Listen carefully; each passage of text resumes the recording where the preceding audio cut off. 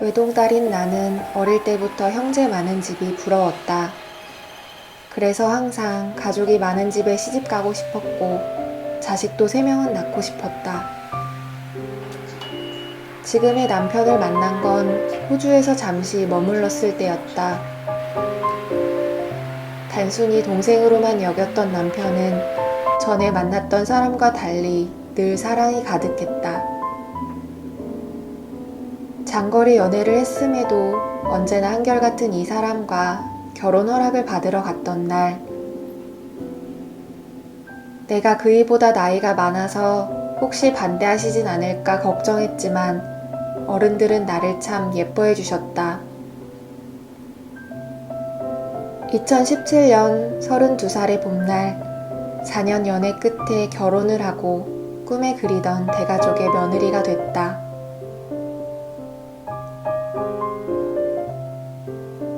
신혼 1년 중 반은 주말 부부를 했고 반은 서로 알아가는 시간을 가졌다. 각자 연고가 없는 여수에 신혼집을 차리면서 서툰 살림에 재미를 붙이고 요가도 하고 남쪽 여행도 다녔다. 뭐든 같이 하는 삶에 익숙해질 즈음 나는 여기저기서 들려오는 이세 소식이 신경 쓰이기 시작했다. 적은 나이는 아니지만 우리는 고작 1년차 부부니까 금방 좋은 소식이 오겠지 하며 또 1년을 보냈다.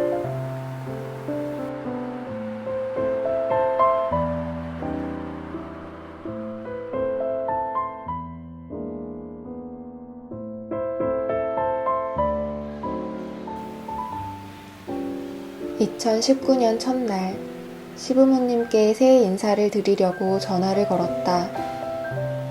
올해는 아들, 딸 구별 말고 건강한 아기 낳아라 하신 어머님 덕담에 잠시 얼어버렸다. 그동안 이 말씀을 하시기까지 얼마나 망설이셨을까, 얼마나 기다리셨을까. 사랑하는 부모님께 불효를 하고 있다는 생각이 들었다. 우리는 좀 더 적극적으로 노력하기 위해 병원을 찾게 되었다. 처음엔 단지 부족한 비타민 정도만 알게 돼도 좋겠다는 마음이었다. 하지만 피검사 결과가 나오기도 전에 자궁 중격 수술이 확정되었다. 수술이란 2글자에 가슴이 철렁 내려앉았다. 그렇게 우리 부부에게 첫 시련이 왔다.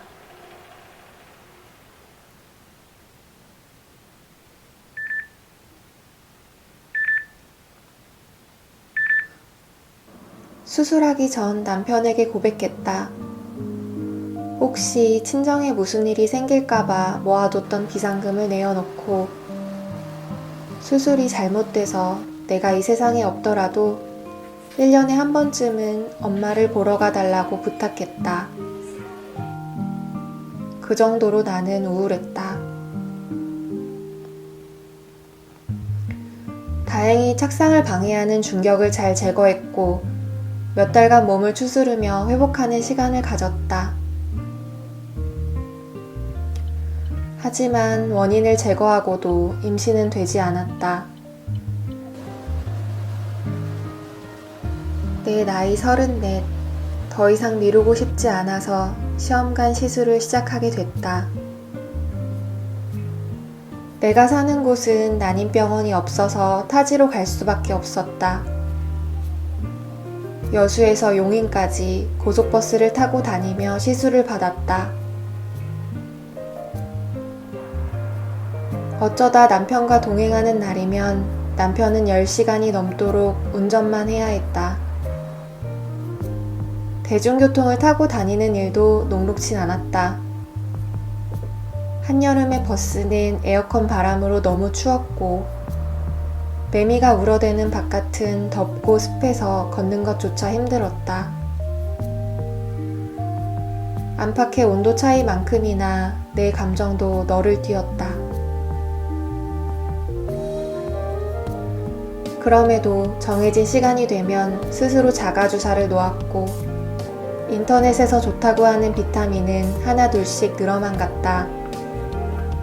나름대로 노력했지만 1차도, 2차도 실패했다.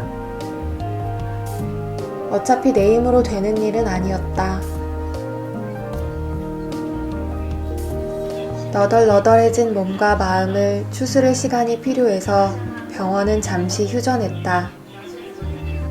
결혼 후 꾸준히 요가를 했고 책을 읽으며 여가를 보냈는데 평소와 다를 것 없는 일상으로는 실패라는 감정을 다스리기 힘들었다. 집중할 만한 걸 찾다가 관심 있었던 제과제빵 학원을 등록했다. 하루도 빠짐없이 반죽을 치대고 만지고 구웠다. 노력 끝에 자격증을 따고 나니 다시 공허해졌다. 공허할수록 더 부지런히 살림을 하며 텃밭을 가꿨고 남편의 권유로 유튜브도 시작했다. 하나의 영상이 완성되기까지 생각보다 많은 시간이 필요해서 그만큼 임신의 집착에서 벗어날 수 있었다. 힘들었던 2019년을 보내고 2020년을 맞이하면서 코로나19 때문에 몇 달간 휴직을 하게 되었다. 장거리로 병원에 다니는 나에게는 회사 눈치 없이 다닐 수 있는 기회였다.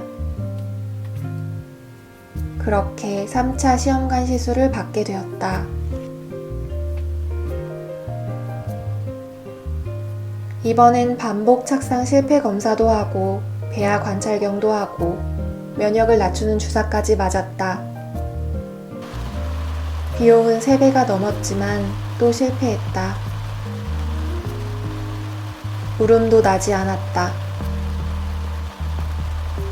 그래, 내가 임신일 린 없잖아. 점점 무너져 내렸다.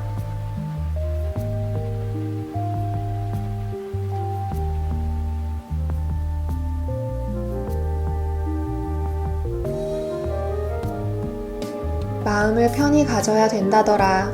포기하면 온다더라. 부부 사이가 너무 좋아도 안 생긴다더라. 아직도 좋은 소식 없니? 시험관 해봐. 잘 알지도 못하면서 쉽게 말하는 사람들에게 상처를 받았고 공감할 수 없는 위로들이 쌓여만 갔다. 반대로 이미 둘째가 6개월이 넘었는데 말도 못하고 있었던 친구도 있었다. 말하고 싶었는데 말할 수가 없었다고, 미안하다고. 그게 왜 네가 미안할 일인지, 임신 못한 내 탓이지. 가슴이 아팠다. 아기를 그렇게 예뻐하던 내가 카톡에서, 인스타에서, TV에서 하루하루 커가는 아이들 모습에 박탈감과 조바심을 느끼며 자기 연민에 빠져갔다. 변해가는 내가 불쌍했다.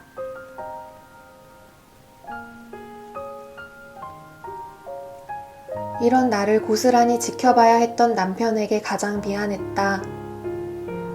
내 몸이 상하진 않을까, 망가지진 않을까. 늘 내 걱정뿐이었던 그는 진지하게 멈추기를 바랬다. 그러나 지칠 대로 지친 내 몸과는 다르게 내 머리는 멈추지 못했다. 하필 나를 만나서 당신이 고생하는구나. 다른 사람을 만났다면 자연스럽게 아기 천사도 와줬을 텐데.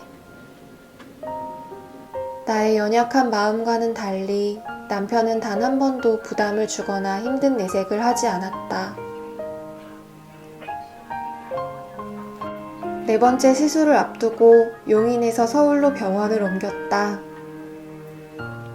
왕복 7시간의 거리는 내 고집을 이기지 못했다.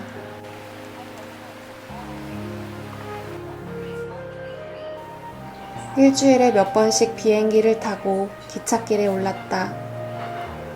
뉴스에서는 연일 끊이지 않는 코로나19와 장마 소식이 가득했다. 주룩주룩 축축한 날들이 흘렀다.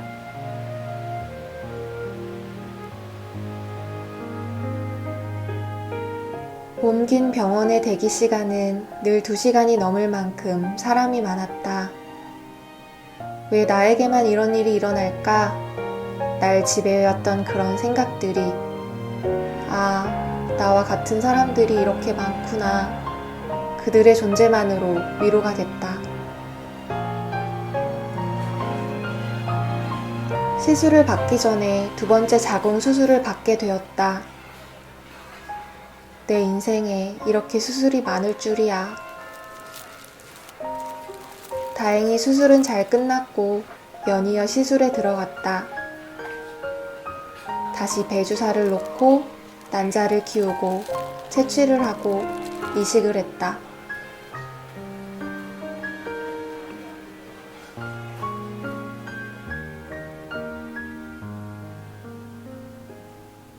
이식 8일차, 난생 처음 테스트기 2줄을 봤다. 나만 보이는 그런 선이 아니라 누가 봐도 선명한 2줄이었다. 이식 10일차, 병원에서 임신 확인을 위한 피검사를 했고 3시간 뒤 전화가 왔다. 임신이라고, 축하한다고. 믿기지가 않았다.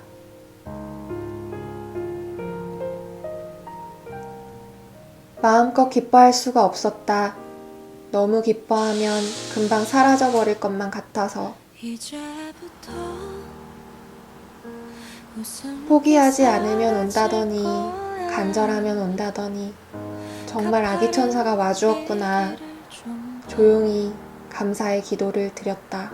그래 오르기 전에 미소를 기억해 두자. 오랫동안 못 볼지 몰라. 8주가 되고 12주가 되고 16주가 되면서 차근차근 소식을 알렸다. 상상만 해왔던 일들이 눈앞에 펼쳐졌다.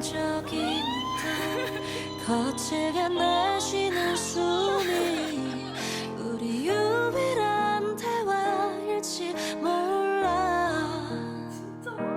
한 걸음 나를 위해 기도하고 울어준 사람들, 그리고 한없이 기다려준 남편, 죽을 만큼 힘들었던 순간들이 필름처럼 지나갔고 말로 설명할 수 없는 감정이 차올랐다.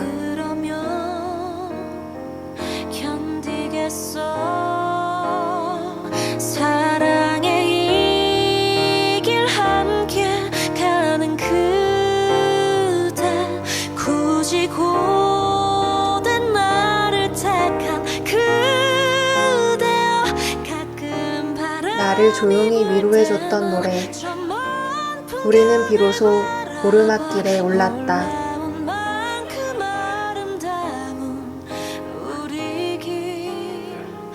나는 난임을 겪어보지 않은 사람들의 위로는 와닿지 않았다.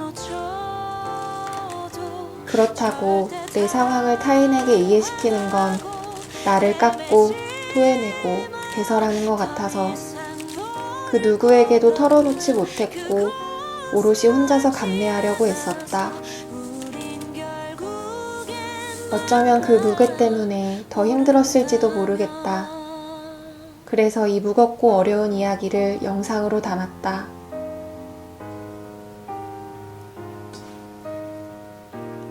지금 이 순간에도 난임으로 좌절하고 무너지는 이들이 많다. 내가 홀로 고군분투하느라 외로웠듯 그들 역시 그런 순간이 하루에도 12번씩 존재하리라. 시술 차수를 셀 수 없을 만큼 고차수의 사람들도 많고 난임이라는 걸 인정하기 힘들어서 병원 문턱 앞에 망설이는 사람들도 있다. 그들에게 조금이나마 희망을 주고 싶다. 너무나 많은 사람들이 당신과 같은 마음으로 같은 길을 가고 있고 포기하지 않았다고. 굳이 고된 나를 우리가 우리네 엄마 뱃속에서 기적으로 태어났듯 우리 역시 기적을 품게 될 거라고. 저 먼 풍경을 바라 걸음이 느린 아이일 뿐 결국에 우리에게 찾아올 거라고. 우리 길 기억해 혹시 우리 온 지구가 힘들었던 2020년. 절대 다 내년에는 아기를 기다리는 엄마에게 모두 좋은 소식이 오기를 바라고 또 바랍니다.